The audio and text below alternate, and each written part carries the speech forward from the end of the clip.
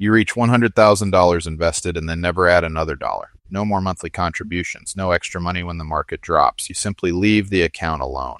Using a 10% average annual return, that $100,000 grows to about $259,000 after 10 years. Roughly $673,000 after 20 years and almost $1.75 million after 30 years. That sounds like retirement money.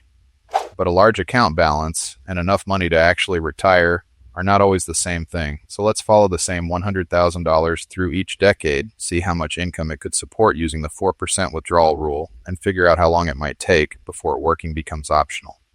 For this example, we'll use a 10% annual return, which is roughly the S&P 500's historical long-term average with dividends reinvested. That does not mean the market returns 10% every year, but it gives us a reasonable number for seeing how the money could grow over several decades. We'll also assume all dividends stay invested, there are no new contributions or withdrawals while the account is growing, and we are not including taxes or investment fees. And the first thing to understand is that stopping your contributions is not the same thing as stopping the growth. The $100,000 already inside the account keeps earning returns. Then those returns begin earning returns of their own.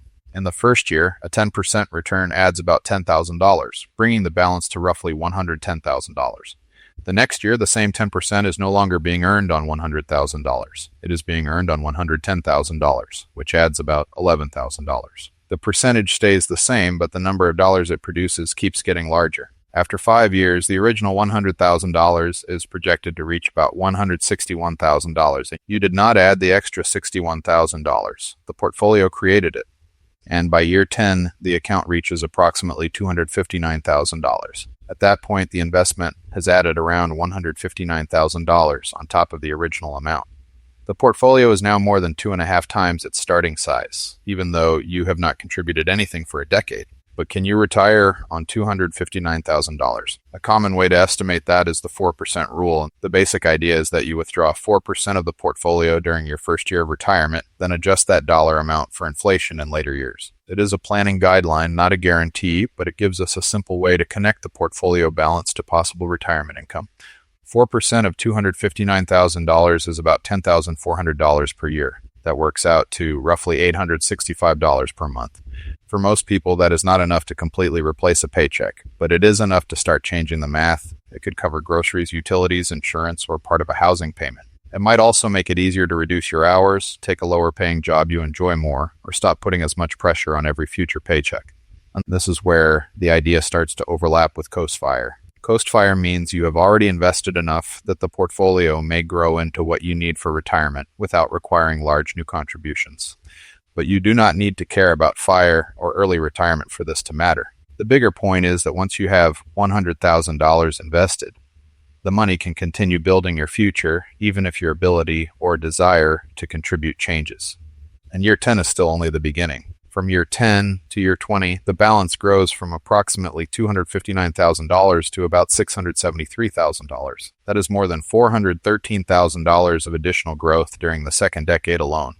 Remember, the first decade added about $159,000. The second decade adds more than 2.5 times as much, even though you are still contributing nothing. That is the part of compounding people often underestimate. The early years feel slow because the returns are being earned on a smaller balance. Once the portfolio becomes larger, the same percentage return creates much bigger dollar gains. At $673,000, the 4% rule would support an initial withdrawal of about $26,900 per year. That is roughly $2,240 per month. Now the account begins to look like a meaningful source of income instead of just extra money. For someone with a paid-off home and low monthly expenses, that could cover a large part of retirement. For someone paying rent, supporting a family, buying private health insurance, or living in an expensive area, it may still fall short. That is why there is no single portfolio balance that means everyone can retire.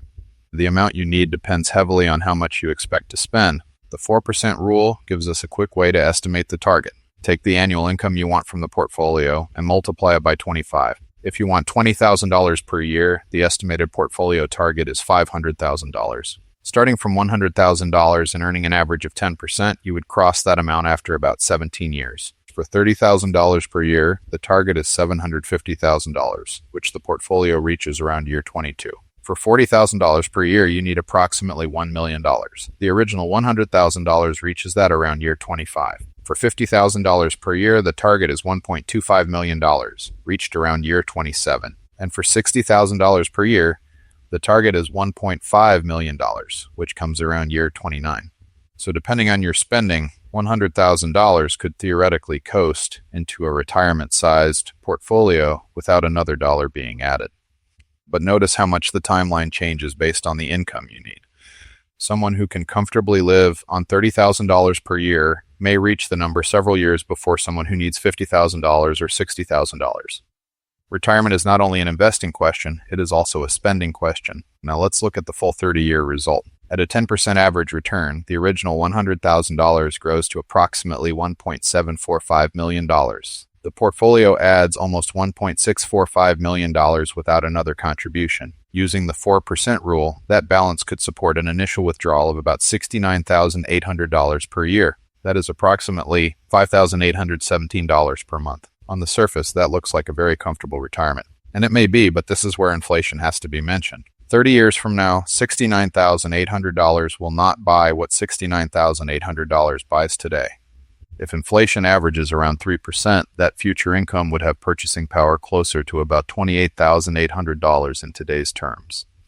The account balance would still say nearly $1.75 million, but the lifestyle it supports would feel more like what a roughly $719,000 portfolio supports today. That does not make the growth meaningless. Turning $100,000 into the future equivalent of more than $700,000 without contributing again is still an incredible amount of work being done by the portfolio. It simply means you should not compare a future account balance directly with the price of your current life. If you spend $40,000 a year today, your future expenses will probably be much higher than $40,000 by the time 30 years have passed. That is also why continuing to invest after reaching $100,000 can make such a big difference. Stopping at $100,000 does not destroy the plan. The account still grows, but every extra dollar you contribute gets added to the same compounding engine. The original $100,000 is already doing the heavy lifting. Continuing to invest simply gives it more money to work with. Still, there are plenty of reasons someone may need to slow down or stop contributions. Maybe daycare becomes expensive, maybe income drops. Maybe you decide to pay off debt, buy a home, support a family member, or simply create more room in your monthly budget. Reaching $100,000 gives you flexibility because the future is no longer dependent only on what you add next month. The account has enough size to keep making meaningful progress on its own. There is one other catch the smooth math does not show. A 10% long-term average will not arrive in a neat line, and the timing of market returns becomes especially important once you begin withdrawing money. A major market decline right after retirement can hurt more than the same decline years later because you may be selling investments while their value is down. That is one reason the 4% rule should be viewed as a starting point rather than a promise. Taxes, fees, Social Security, pensions, healthcare expenses, the investments you own, and how flexible you can be with spending will all affect the real result. But the simple numbers still show why the first $100,000 matters so much. And after 10 years, it may grow to around $259,000 and support roughly $865 per month. After 20 years, it may reach about $673,000 and support around $2,240 per month. After 30 years, it may become nearly $1.75 million and support an initial withdrawal of roughly $5,817 per month in future dollars. And the money does not stop working just because you stop contributing. And that may be the most important takeaway. Reaching $100,000 does not necessarily mean you are finished investing, and it definitely does not mean everyone is ready to retire. It means you have built a large enough base that compounding can begin carrying a meaningful part of the load. I wish you all the best in your journey, and if you found this helpful, subscribe to Dollar with a Plan. I have new videos every week.